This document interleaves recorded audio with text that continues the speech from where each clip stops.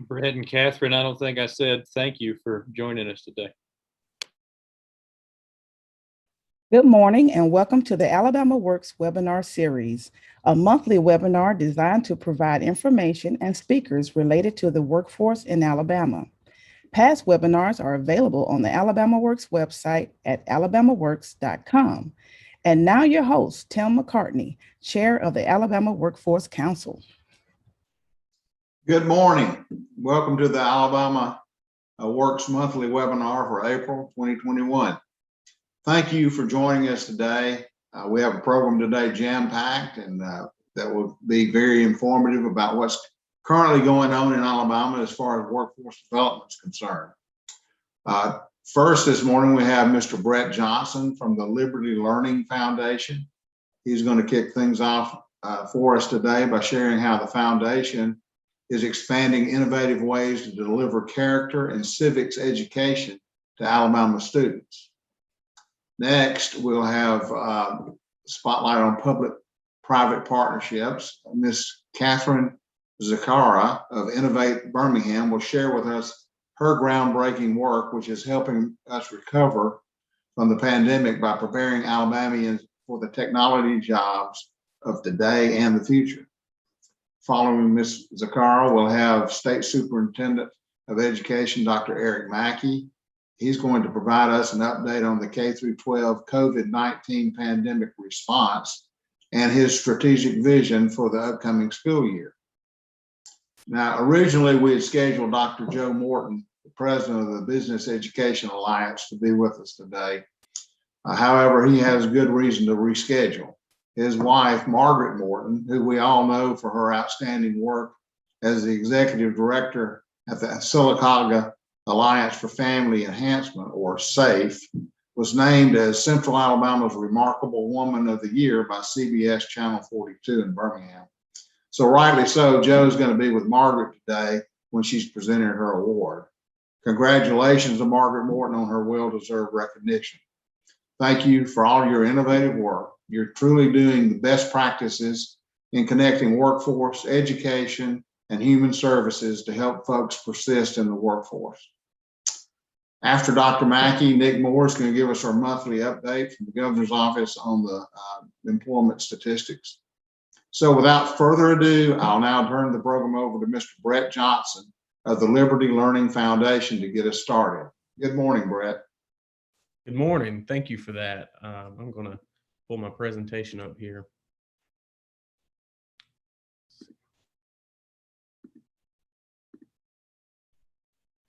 All right, so thank you again, Mr. Chairman, for that introduction. Again, my name is Brett Johnson. I'm here today with the Liberty Learning Foundation, which is Alabama's civics education nonprofit organization.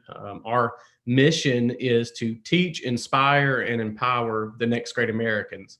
And really the way that we do that is by partnering with Alabama's K-12 schools, all the way from the Gulf Coast up to the Tennessee line, and helping them deliver intentional, exciting programs that also teach the course of study standards, but are designed to prepare students to go from, the first day in primary school to prepared for life when they graduate 12th grade. And we'll talk a little bit more about that. But I serve as vice president of that organization, which means that I'm responsible for our fund development and our external affairs work. So I get the pleasure and the honor of sharing the story of the work of our teams and our partners around the state and working with great groups like AlabamaWorks.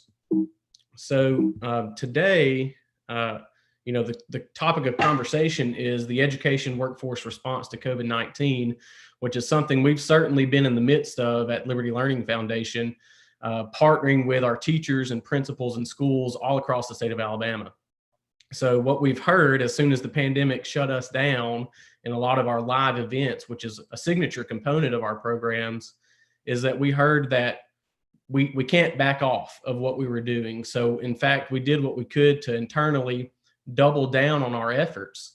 And thankfully, being a nonprofit organization that's not a school institution, but we work alongside the school systems, we were able to internally, adapt and revise our programming, not just to continue to deliver our programs and our lessons that we wanted to be implemented through our teachers, but really to provide resources to those teachers who were, as the spouse of a teacher myself, I can tell you they were swimming in uncharted waters. I know Dr. Mackey can attest, and he probably will hear later, that, everybody in the education environment was going down an uncharted path.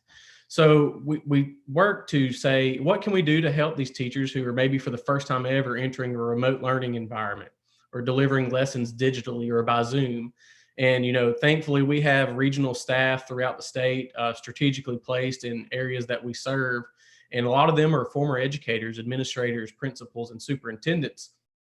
So they were able to pick up the phone and start calling some of our school contacts, and they all said, please, please, please, help us in whatever way you can, and also deliver some sense of consistency in our educational programming in that educational year. So the point of this to say, I hope that this presentation will give some of the folks watching some lessons learned from that adaptation that we had to go through.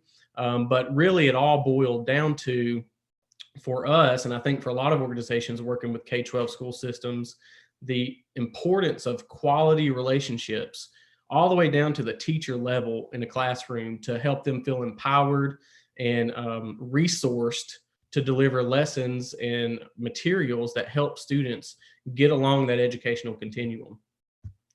So this is an overview of our current service areas for anybody who may be interested. For Liberty Learning, we have a program in all of these blue counties. It's 44 counties across the state. We're in over 350 schools serving approximately 50,000 students. And you can look at our historical timeline from 2009. The idea was born for reinvigorating our civics programs in the state, to 2 years of research and development where we had an advisory council made up of business leaders, college leaders, and educators, to our first pilot, which was in 2012. It was actually a 7-state kind of bus tour where we did a pilot version of what we see today. And then we honed in 2013 and realized we need to focus solely in the state of Alabama, which is our home. And we were able to partner with some sponsors that seed funded that launch. So 2013 was our first Alabama school-based program. We had 14,000 students. And again, today, we're serving about 50,000 students in our programs and have a long waiting list of school systems who really want us. But it's the job of myself and my donor team at Liberty Learning Foundation to go out and secure the resources to do that. And I mention that because it's important for folks viewing to know we're not like a curriculum sales organization or a vendor or anything of that nature. We're not selling textbooks and lessons to schools. We really are partners with schools in that we deliver the program, resources, training for teachers, and everything that comes with it completely free to a school in a school system. So we then partner with sponsors in the private sector. So it's local businesses, regional businesses, statewide business and industry that helps us fund these programs for school systems so that our schools don't have to divert resources that can go to so many of the important initiatives that they have going on. So over 10 years, approximately, of service to these schools across the state of Alabama, we realized last year when the pandemic hit that we needed to adapt. And I mentioned all the ways we did that. But it all boiled down to adapting based on our relationships and the quality of our interaction with teachers. So, now that we're going into the next school year, looking at how do we move from that adaptation and hoping that we enter more sense of normalcy, we really were able to not skip too much of a beat in serving those lessons to students in our 4 programs at the primary, elementary, middle, and high school level, so that they can continue to build on that, so that they aren't left behind in the space that we're serving in civic education. So, a lot of folks might ask that question of how do we relate civics education to the work of workforce development? And, it's really a direct parallel. If you'll just look right here at the definitions of 3 important words in civics. So civics defined is a social science dealing with the rights and duties of citizens. So then you define citizenship as a membership in a community. And that can be such as a college, such as a workplace, such as a school or a classroom. If you're a member in that community, you are a citizen. And that's kind of how we use that term, not in the legal definition of citizenship that a lot of people think. And then another definition is the quality of an individual's response to membership in a community. So when you teach citizenship, you're teaching individuals how to increase the quality of their response to membership in a community. And that'll be important as we talk about workforce development.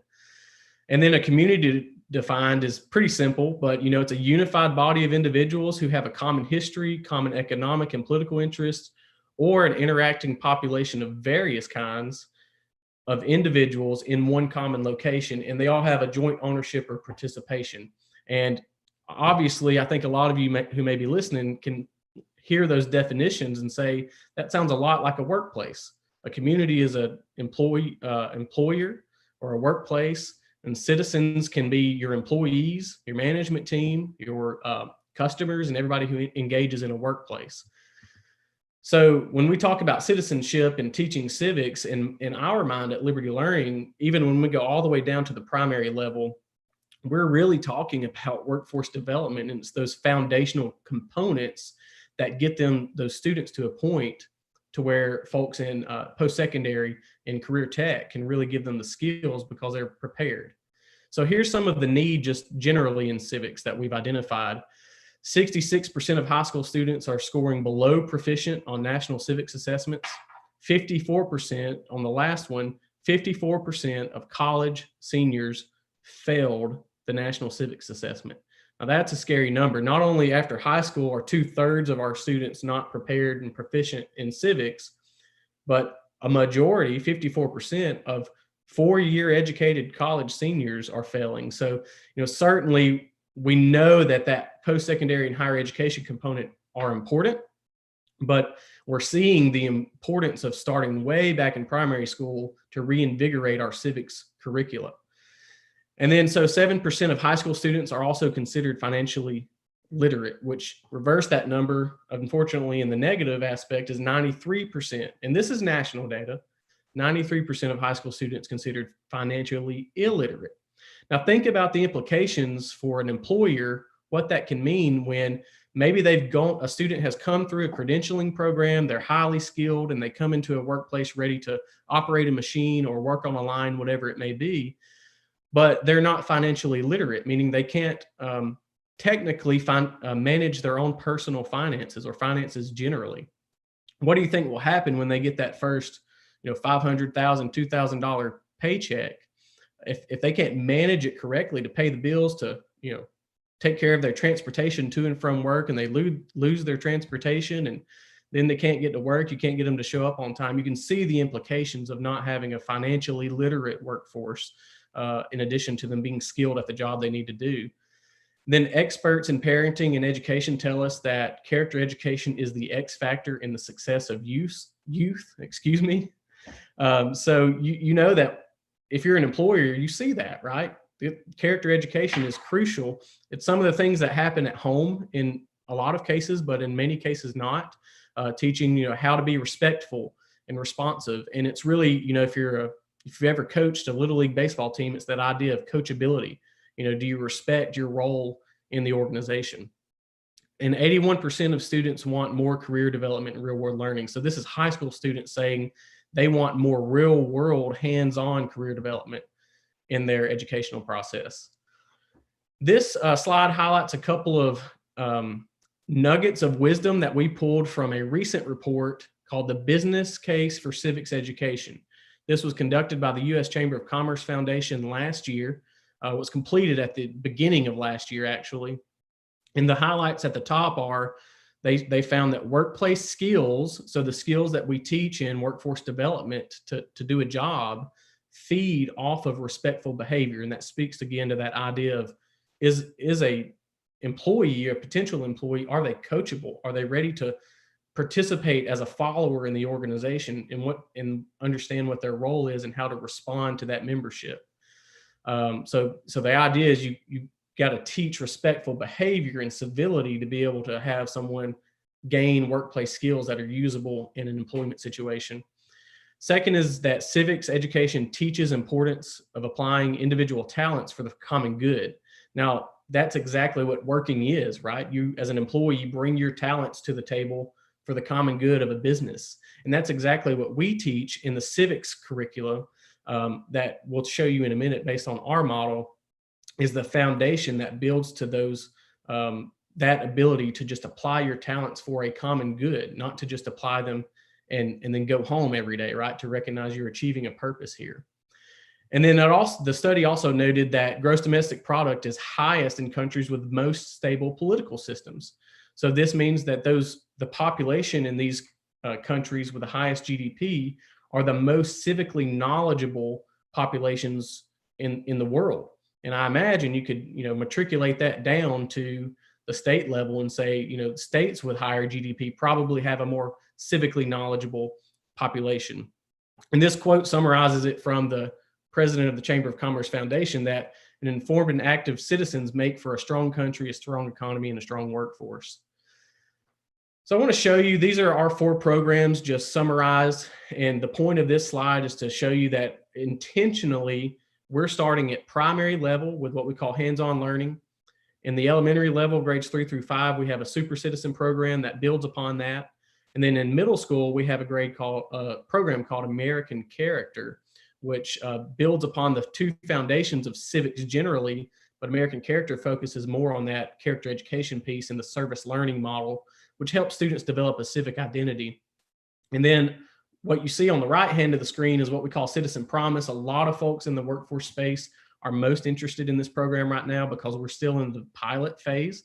We're piloting Citizen Promise in Dothan, and next year we'll be adding Coleman High School, where we're basically tying a bow around several workforce development programs that are happening, but it's not just workforce development for us. It's really about looking at a student and saying, who do you want to be when you leave high school, and how do we put opportunities in front of you to get you there? And that can run the gamut of career, college, and things of that nature. But the point of this slide is to say, for us, it's repeat, reinforce primary through 12th grade. And this is the model of civic education that we build on in Liberty Learning Foundation. The foundation is civics plus essential skills, infusing American history and American dream. And those 3 pillars that we focus on are character education, financial literacy, and then career exploration. So this slide speaks more to what our Citizen Promise program does. I won't belabor that because, like I said, it's still in the pilot phase. But I really encourage you to reach out to me if you have any interest in exploring that, what we're doing in Dothan and next year in Coleman. And as we grow our elementary and middle school programs, those school systems will be prepared to launch a Citizen Promise program once we're ready to launch in a year or a few years, based on what that school system has done with our earlier programs. But it's all about taking a student and saying, who do you want to be? How do we put opportunities in front of you that are already out there? It may be something that AlabamaWorks is doing. It may be something that the apprenticeship office is doing, maybe something that a local chamber of commerce is doing, but we can find you an opportunity to build experiences to explore your career and your life options. And then I want to leave really with this slide saying that, there's some things that folks in workforce development are doing that we're not doing and not really interested in doing because they're doing it well enough. And that's on the left-hand column of this slide, credentialing, apprenticeships, and things of those nature. But on the right column, I want to show you some of the things that Liberty Learning as an organization is doing to support workforce development efforts. It's those foundations of character and citizenship, financial literacy components, essential skills practice and coaching, leadership through service modeling. We do some reality check events with our Citizen Promise program and adulting days, which is really interesting. And we'll talk about that more later. But the bottom line is helping develop a civic identity so that students understand their role when they're an adult and they're a leader in our community. So I'll wrap up with Helen Keller's quote.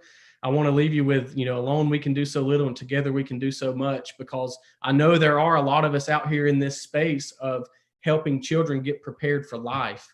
And I really have found, through working with Liberty Learning, that it doesn't always have to be a Liberty Learning. It doesn't always have to be a junior achievement or whatever the organization may be, but there are people out there in every community across the state willing to help support workforce development efforts. And we're one of them, but we all really have to play a role at the seat of the table to be successful in this goal of helping Alabama's economy develop to a place where it's producing more and more efficient and competitive with other states across the nation.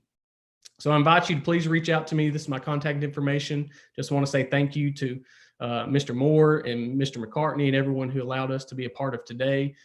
Please reach out. That's my cell phone number and my email. I'm available as a resource to virtually everybody in the state, especially in the education space, because we see ourselves as partners to all of our school systems in our schools to do what we can to help students get across that finish line to a successful life and career.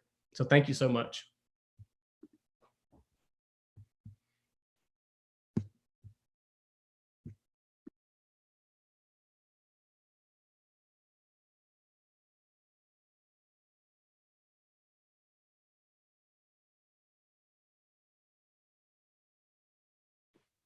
Mr. Chairman, I think you're muted. You are absolutely right. Sorry about that. Can you hear me now? Yes. Okay, sorry about that. I muted myself and then forgot all about it. So thanks, Brett, for sharing your message this morning to us. It's really clear from your remarks that students are receptive to foundational life skills that they need to learn, like civic education and human skills that are so important to being good citizens and preparing to enter the workforce. And we appreciate you sharing that with us today. And thank you so much for all you're doing to invest in our children's future. Our next speaker will be Ms. Catherine Zakara from Innovate Birmingham. Catherine, are you ready to go? I am. Thank you so much. Let me get my screen sharing.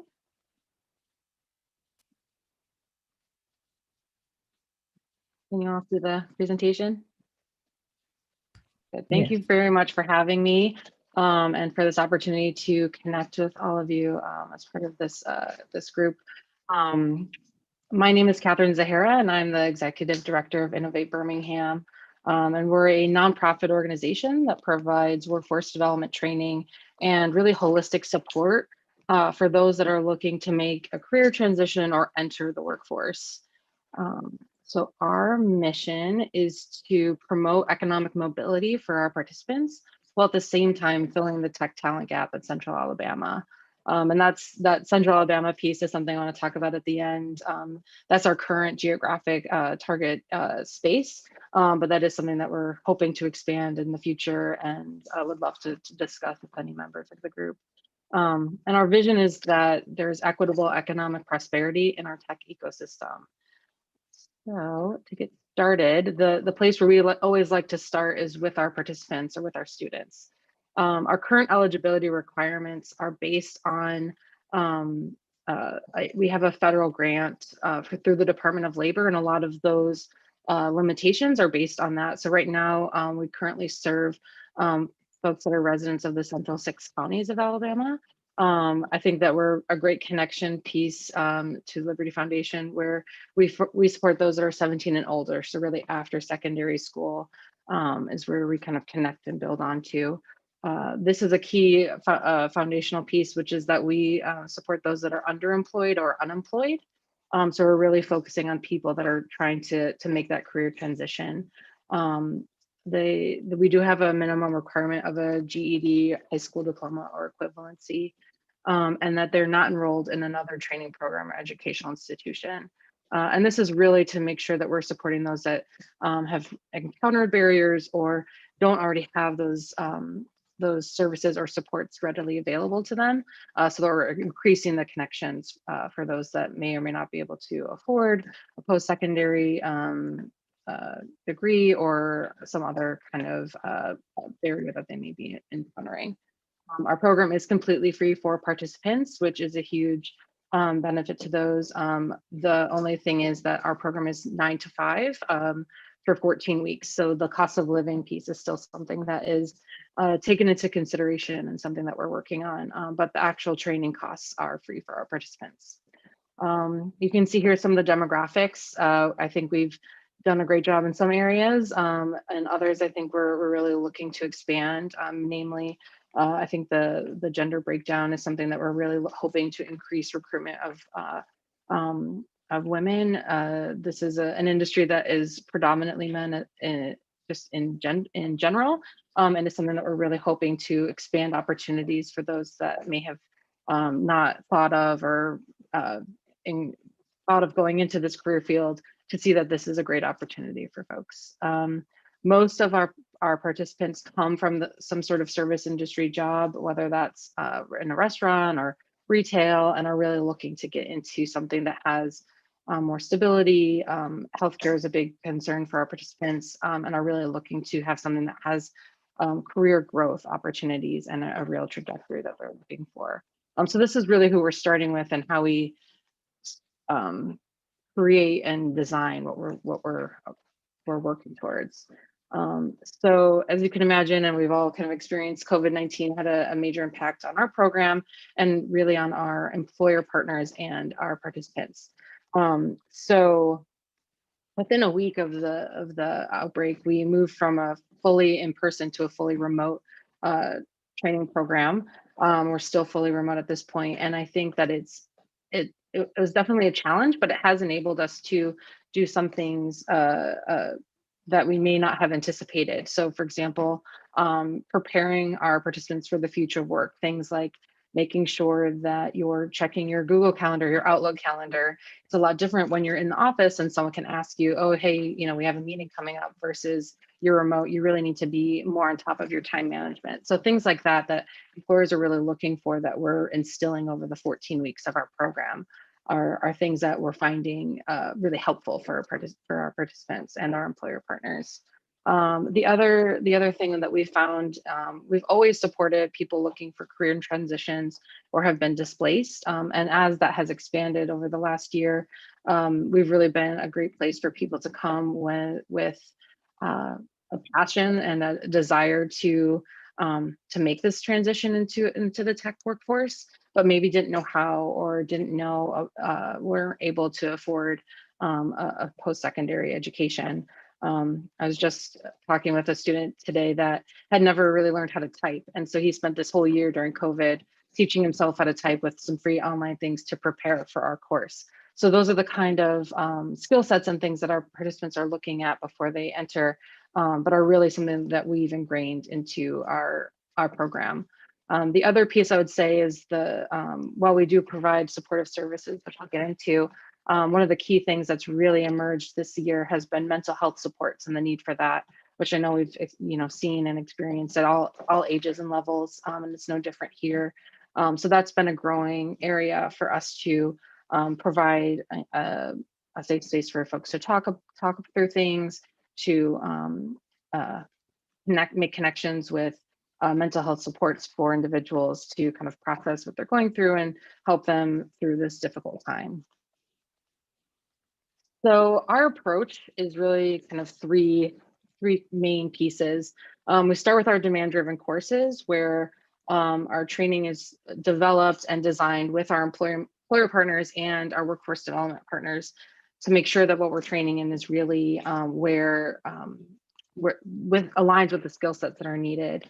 But then the other two pieces we really fully ingrain into our program, which is supportive services. So things like emergency rent support and things like that, as well as professional development, which I'll dig into a little bit more. So here's a quick overview. I won't go into all the details of what the actual curricula includes, but as you can see, it's very comprehensive. Over 14 weeks, 9 to 5, the participants receive over 500 hours of training. And so they really are able to get a nice overview in both the full stack web development and our data analytics class to really help them enter into an entry or early mid-level career in tech. So as you can see here, they get into some front end and back end development, as well as some database administration. And for our data analytics class, which is provided by Think Data Solutions, which is a Birmingham-based organization, they really focus on the Microsoft suite and work with participants that may have little to no previous experience with things like Excel and data representation into getting certified in this and doing some really great projects at the end, showing all of the skill sets that they've learned. In addition to all of the technical training and coaching that we provide, I think this is one of the key things that we really integrate into the program, which has been very helpful for both our employer partners who are looking for a lot of these skill sets, which is hard to necessarily test in an interview process, as well as for our participants to really help them improve their confidence. Over 70% of our training and professional development is provided by industry professionals. So we bring folks in every week to talk through different topics. And those are listed here, from resume building to interviewing to teamwork and time management. And then we really integrate that into the program. So sending reminders if things are, people, again, like I mentioned, aren't replying to their Google calendars, or helping them to, as they're doing their work, to incorporate these skill sets. We also provide mentorship with our leadership team. So they have someone that's a little further on in their career to provide some mentorship and coaching as well. And then the other piece that we really try to fully integrate is supportive services. Given the kind of barriers that a lot of our participants are facing and the financial situations, we have a senior case manager on the team that does an assessment with every student and at the start of the course, and through that they work together to determine a plan to go forward. So approximately 58% of our participants do receive supportive services in many of these areas: childcare, mentoring, utility or housing payments. And I'd love to connect with anyone on this call or in this area that has greater skill sets and focus in this area. We'd love to establish and strengthen partnerships as these are growing concerns, and we have so many organizations that are focusing solely on childcare or mentorship or mental health. This is an area we'd love to expand our partnerships in and see how we can strengthen our offerings through partnership with other organizations.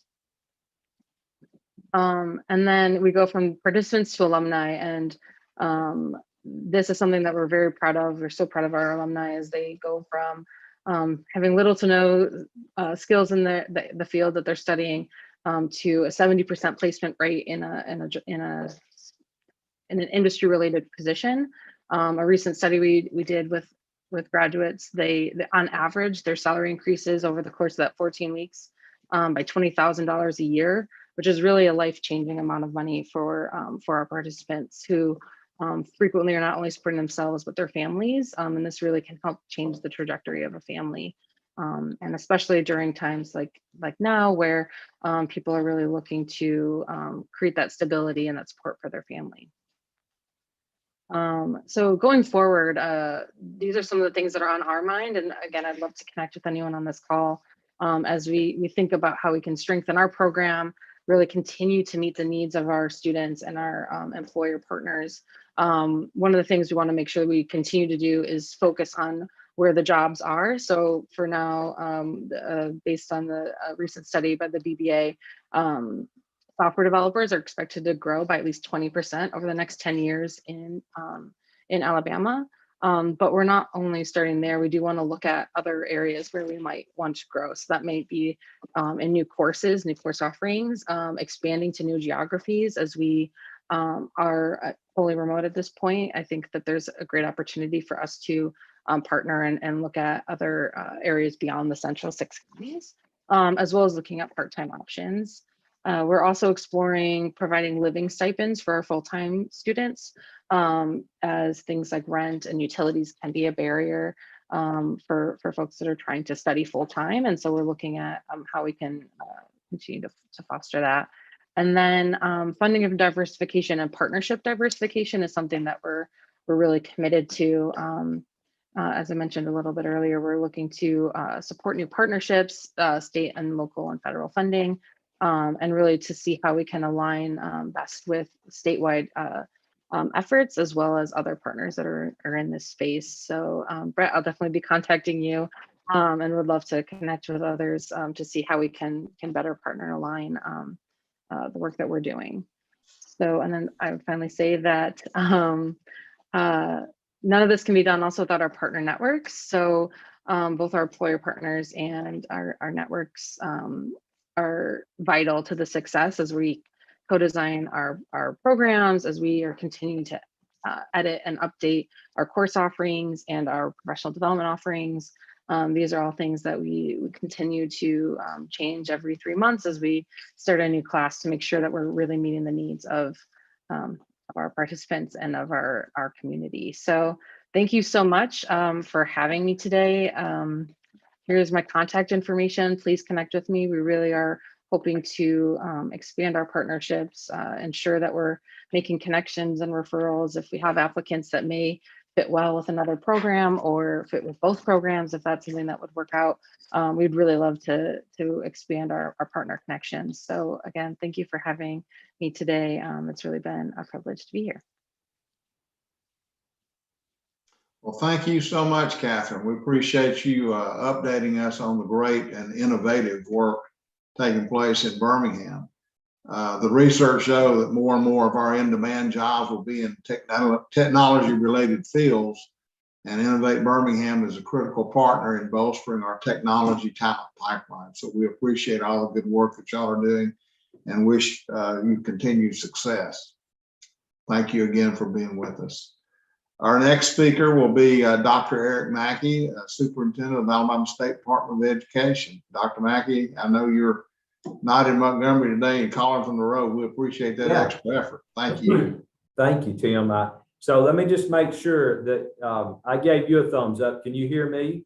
Yes, sir. Okay, as long as I'm in a good place. I am at Sylacauga Board of Education today. I'll give them a shout out. They've got these great pictures behind me, but up here for another meeting. And so I had to work it out in the central office here. They were super. And Superintendent Seeger, they had me, when I got here, like they had it all set up, the computer, the connection, everything. So it's good to have partners all across the state.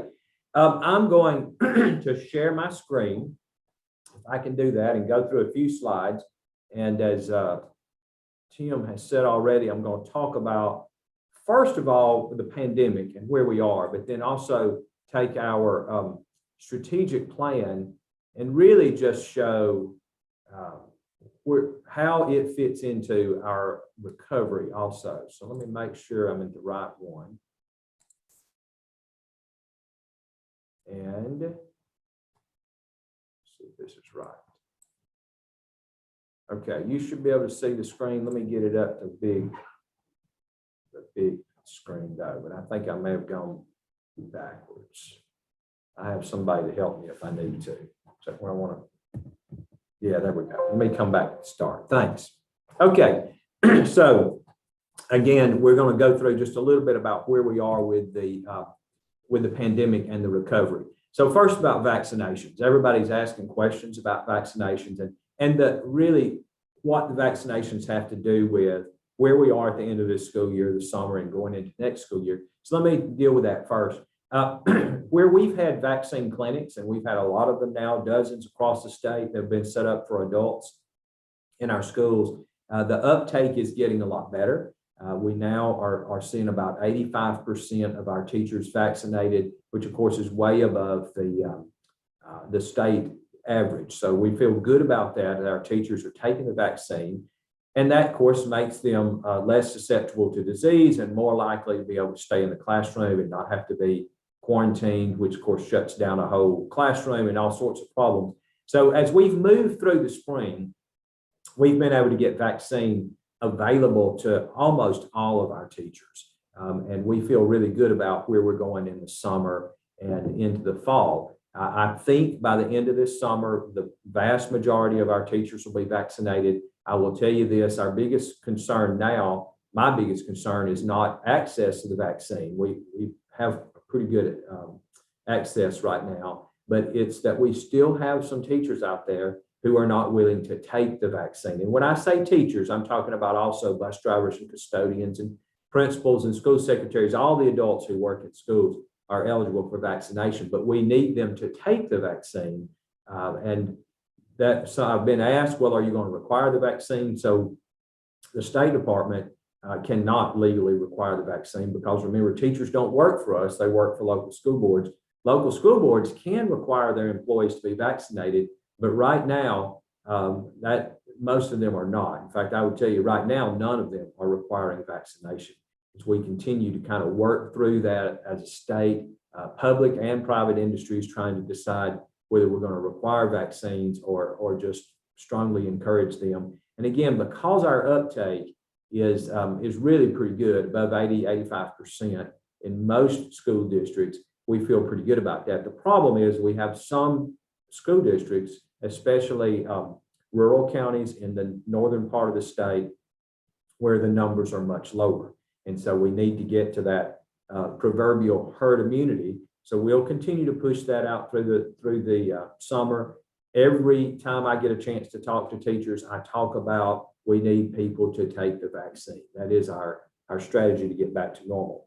And just so you know, we actually may start vaccinating students soon. I've been approached about some in-school clinics because as you know, 16, 17, 18-year-olds can get vaccinated now. So we may start doing that in school. Again, not requiring it, but we would offer that to those older students. And in hopes that CDC will actually lower that to 14 in the coming months. So we'll have many of our students vaccinated, I hope, later this year and into the fall.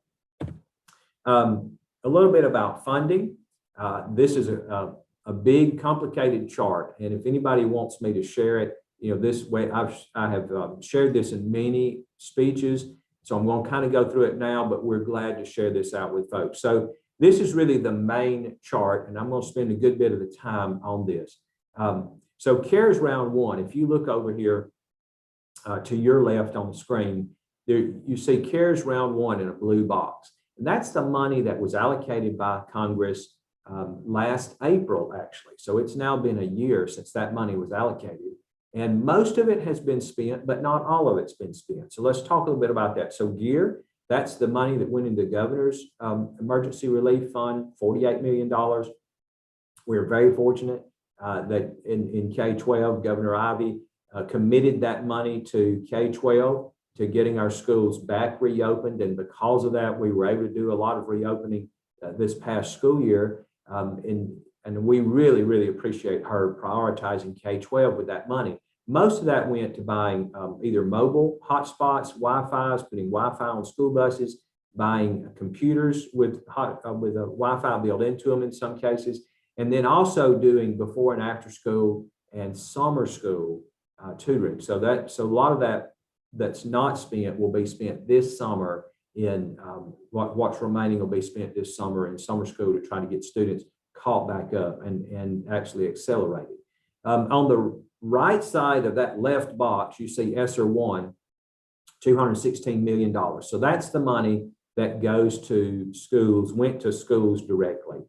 There was only about $20 million of that was kept at the state level for state level projects.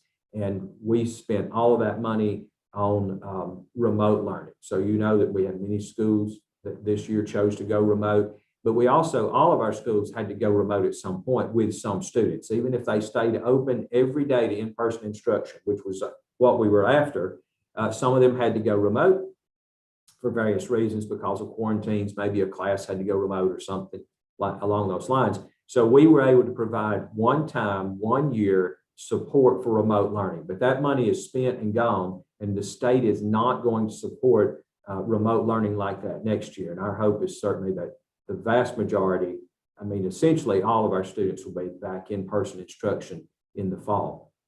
That middle group, CRF, that's extra money that came through the governor's office to support schools. There was money for health and wellness. All of that money has been spent, was spent by the end of the year. There was $100 million for remote learning devices. Money has all been spent, was spent by the end of 2020. And then $100 million for the ABC for Students program, which is run through ADECA, but that's our program to provide vouchers for at-home internet access. That has all been allocated. The vast majority spent, but actually that money was allocated out through June so that students would have access throughout the whole school year. And so some of it will continue to be spent over the next 2 months, and then it'll be gone. Okay, under the red box, CARES Round 2. So this is money that has not yet been spent. This is money that was allocated by Congress in December, signed by President Trump, December 27th. And we are right now collecting districts' plans on how to spend this money. So Gear 2, like Gear 1, kind of, sort of, but not the same. So you see that there were $67 million in Gear 2. $45.5 million was set aside for private schools. We've been working with private schools in the state about accessing that money. I will tell you, interestingly, most of the private schools have turned the money down. Then they've done that for two reasons. One is because it's highly complex and technical paperwork, obviously, you have to do for the federal government to get federal money. But also, they were given a choice. They could either take the Gear 2 money, or they can take the PPP, payroll protection money, and they could not do both. And so most of them, when they did the calculations, found out they could get anywhere from 5 to 7 times as much money through payroll protection as they could get through Gear. And so they, when given the option of those two, they turned down the Gear funds. But we do have about 15 private schools that have asked for Gear money, and our department is in charge of allocating that money and working on that now. And then the other money, the governor is retaining that money. I know that we've met with her staff several times. They've already begun prioritizing projects for that money and expect it to probably start rolling out, I would say, sometime this summer. Okay, the Sr2 funds. So this was $899 million. This is the money we have in the hopper now, and school districts are turning in plans now to how to spend it. We prioritize those plans that have to be done by June 1st. And just so you know, I'm going to get into, I'm just going to skip ahead. So let me come back in a minute. I'm going to get to another slide and talk specifically about those plans and what has to be in them. The FCC money, that's money that went to the Federal Communications Commission for broadband. We still don't know exactly how that money is going to be spent. We don't have the federal guidance on it yet. We didn't get that money. Remember, it went to FCC. But we think it'll be coming mostly to schools to pay for more internet vouchers. And then the pandemic EBT money, that is extra money that is due to families that qualify for federal food assistance because their children were out of school during part of the year. And so that money is administered by the Department of Human Resources, not our department, but obviously we're the ones who keep up with those children. So we've been working with them. So you can see cross agency that a lot of this money is not, it comes through other offices, but our agency as the folks who have the children continue to work with other groups to make sure all the money gets spent. Okay, the ESSER 3, I'm going to spend a little less time on. Believe it or not, this is the most recent round. This was approved by Congress in February, I think, signed by President Biden. And we still don't even have the federal guidance on how to spend this money. We do have a little bit. This will scare those of you who are business people to know that we got a letter from the secretary saying we could go ahead and start giving the money out to school districts. Up to 2/3 of the money we could give out, and they could go ahead and start spending it before they got the rules on how to spend it. And if they misspend it, they would just have to pay it back. So not to worry about it. Well, our districts don't have $2 billion or 2/3 of $2 billion to pay back. So since CARES Round 2 money has not even been spent yet, remember that, because we're waiting for those plans to come back in, and they'll start being spent, both the GEAR and ESSER part this summer. Then the Round 3 money, we're kind of waiting. We want to make sure that we get really good, solid plans for ESSER 2, and then the ESSER 3 money, we expect some federal guidance on in May, and then those plans to be made in the summer and start spending that plan this fall. I want to point out just two more things on this slide, and I won't spend this much time on all the slides, so I'll keep us on time. But just notice that that the time frame. So the first over there, CARES Round 1, you see that money all had to be spent by September 2022. And then in Round 2, the money has to be spent by September 2023. And so ESSER 3, you see that money does not have to be spent until September 2024. So that's one reason we're not in a hurry. We don't want to spend all this money just willy-nilly in 1 year. We want to stretch it out and make sure we have a comprehensive plan that goes at least through the summer of 24. So one of the real things you see here is that we'll be able to support helping students get caught back up and accelerated, not just caught up, but accelerated in learning through summer of 21, 22, 23, and 24. So this money then will actually go through through 4 summers and through 3 full school years, pretty much. Okay, so one other thing about ESSER 3 is that it's an expanded pool of expenses. So you're looking under there. So learning loss, all 3 pots of money can be spent on learning loss, and that's the primary objective. But also it said in the law, again, we don't have the guidance from the U.S. Department of Ed yet, but the law itself says that any expenditure that would be allowable under the Individuals with Disabilities Education Act, IDEA, the Adult Ed and Family Literacy Act, the Federal Career Tech Act, which is Carl Perkins, anything that is allowable under one of those 3 acts is automatically allowable for ESSER 3 expenses.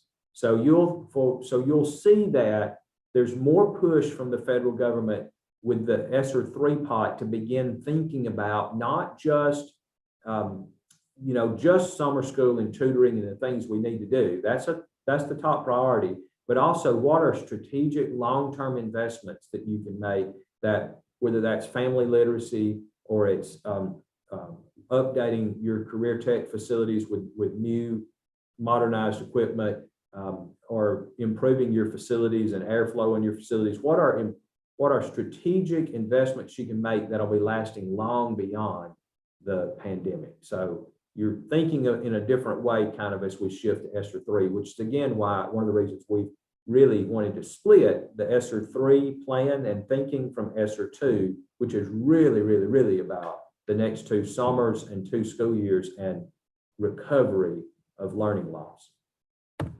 Okay, I'm going through this timeline quickly so you see where we are here from January to February of 21. We're working on research for phase 1 of our recovery planning. In March, we released the toolkit. It's if you read the whole thing, I think it's about 80 pages long to help districts just different resources to help them think through this. Our resource kit, by the way, just got a national recognition last week. And we're very proud of that. I think there are like 20 states using our resource kit now and building their plans. So we got a little bit ahead of other states on that. Right now, what we're doing is offering technical assistance, what we call office hours. So a local school district can call in if they're not sure exactly what they need to do. And we've had about more than half the school districts have called and set up a time where they get a team of specialists from the state to help them think about reading and math and other things too, though. Think about mental health and think about even music and the arts and those kind of things. What are things they can do that interest children so it doesn't feel like they're being forced to go to, quote, summer school, but instead we're talking about summer reading camps and STEM camps and those kinds of things. So June 1, those plans have to be back. I tell you, I'm really happy that we did not get many plans back early. They are filtering in now because districts are thinking through the plans rather than just turning something in so they can get their money, which is what we're pushing for. And then you see that these funds will continue to be braided together, and the last part of the funds does not expire until September of 2024. Okay, so again, this is a little bit about what we put in that. I've said something about that, but the application itself was only like 18 pages long, and we prioritized it in steps.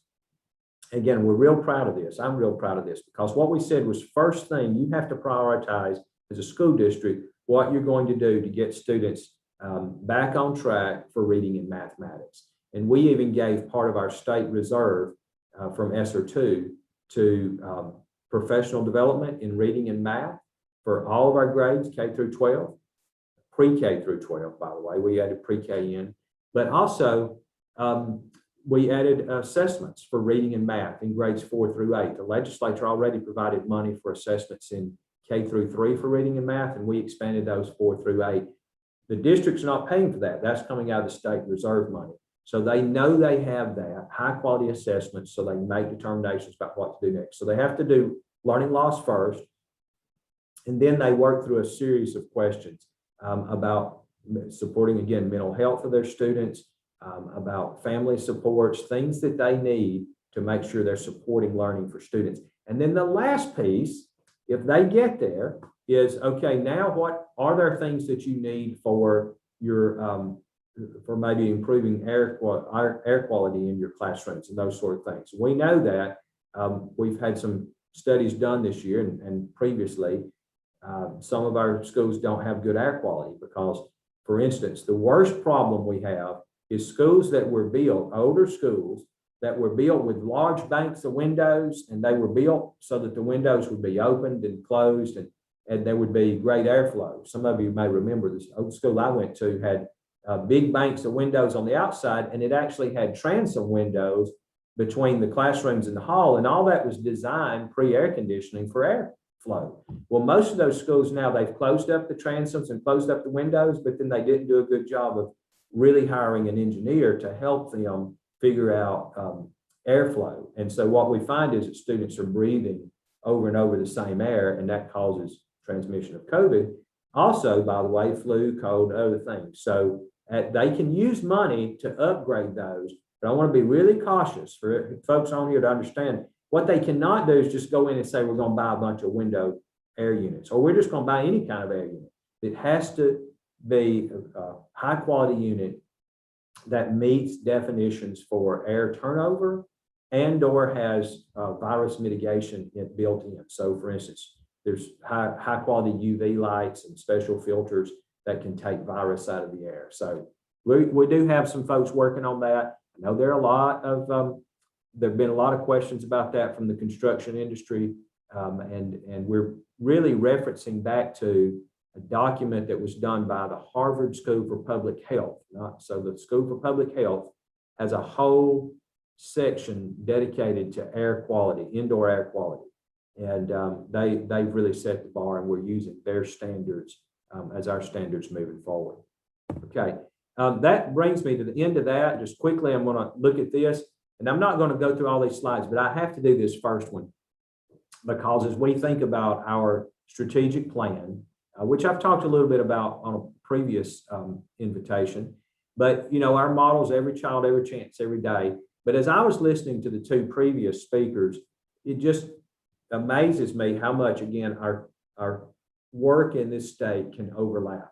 So we have these fundamental questions that I tell people in the department anytime we're approaching something new. You know, a company approaches us with from private industry. These are the three questions we need to ask. And if they cannot get a yes to one of these questions, then do we need to go down that avenue? So one, will it help our students become better readers?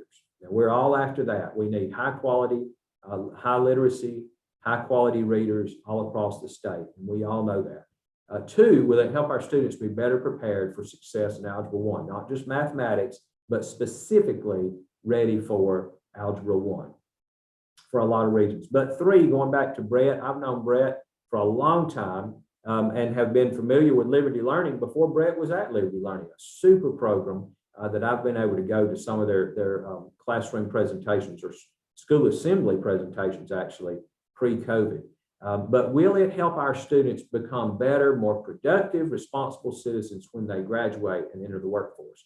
And to me, that third question is probably the most important one because that's what we need, right? That's what we're all after, our students graduating high school, but graduating ready to do something else that's productive and gives back to our society with their life. We look at what the governor's been doing with Strong Start, Strong Finish since she began this administration. And we're aligning all the way through pre to 3, not specifically under our department, but we work closely with the Department of Early Childhood. And really, I serve on several boards and commissions too, to try to think about what are we doing all the way from birth through preschool, through, of course, 3rd grade. So pre to 3, that focus of keeping it all together to make sure our students are ready by the end of 3rd grade to move into middle grades and learn at an ever higher level. So we look at computer science for Alabama. I didn't want to spend much time today on computer science because we only had limited time, but we continue to roll that out, computer science for every child in Alabama is on our horizon, and we're moving very fast to that. And again, Catherine goes right into the work that you're doing in Birmingham with Innovate Birmingham. And then, of course, this last one is success planning. So how do we get our students, again, back to that third question, ready to graduate high school, ready to move into life? These are the 5 goals of our strategic plan. Again, I know I'm at the end, so I won't be able to go into those, but maybe another time. Look, I just want to say thank you for the opportunity today. Tim, Nick Moore, I know Mr. Moore is on here. Appreciate the opportunity to talk to folks about the great work that's going on, but also the challenges that lie ahead. We have just gone through something like we've never experienced before. We're not quite through it. Every time I say that, people say, we know we're not finished with it. No, but the light at the end of the tunnel is getting brighter and brighter every day. What we just have to remember is we have a lot of work to be done. And we can't just go back and say, oh, well, we'll pretend that part of our lives didn't happen. No, we've got a lot of children and families that continue to struggle, that are counting on us to accelerate them and get them not back where they were, but ahead of where they were before. And then that is our goal and our commitment. And with that, I'll turn it back over to you, Mr. Chairman. Well, thank you so much, Dr. Mackey, for taking time to join us today and for all of your hard work over the past year. There are a few people who have worked harder under more challenges than you have during the pandemic. And we appreciate all that. And we appreciate your leadership and your vision for our children's future. So thanks again, and especially for taking time out. I know you're on the road, and that takes an extra effort. So thank you. Now we'll move over to Nick Moore. Nick, you're going to give us an update on the employment numbers in Alabama. Thank you, Mr. Chairman. Let me share my screen.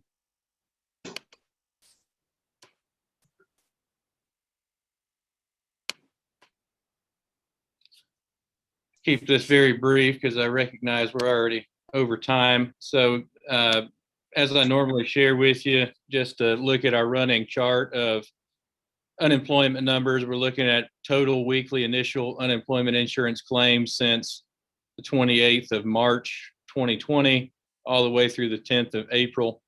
We're starting to see quite a bit of sort of bottoming out on initial claims, and that's a good thing. There's still some weekly volatility from week to week, but we are seeing even the dip that where we went up and saw an increase in weekly claims after the American Rescue Plan passed, looks like that is starting to go down. So that's a good sign.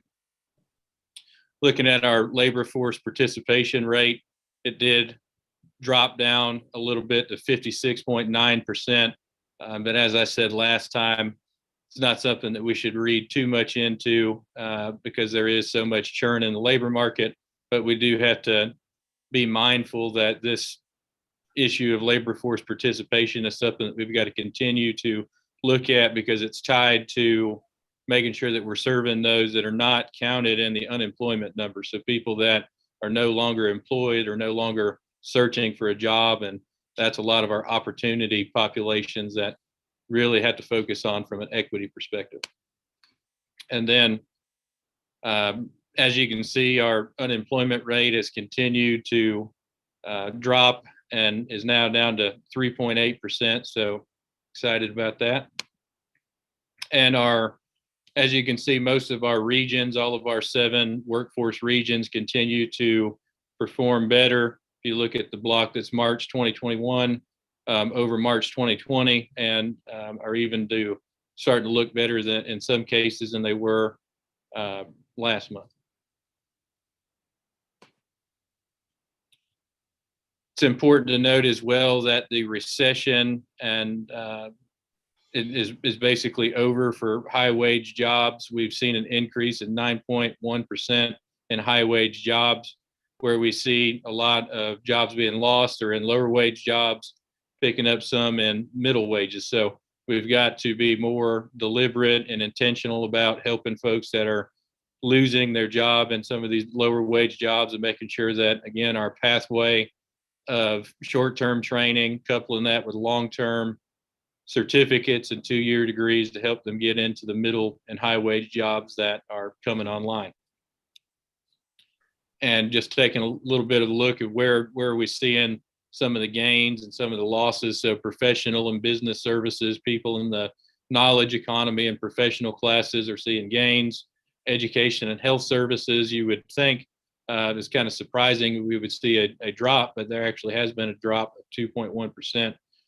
And one that is more that we would not find too surprising, almost 22% drop in leisure and hospitality.